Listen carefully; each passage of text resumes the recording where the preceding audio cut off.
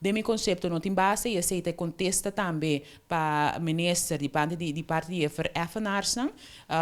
Banda de sei vereffenaars, tá se menciona de 3 pontos, como está sumamente bambisa sério, pelo que está trata um ministro que está ocupar uma posição importante de nosso país. Nanta indica que o ministro não está cumprindo com o acordo de boa governação, además não está trabalhando no bem-estar do Instituto BZF, de Fundação aqui tampouco não está trabalhando no bem-estar general. E a acusação aqui está sério e de quadro de esteita importante para o parlamento, chama o ministro para uma responsabilização mesmo, para a ação que ele toma para o que está trata BZF.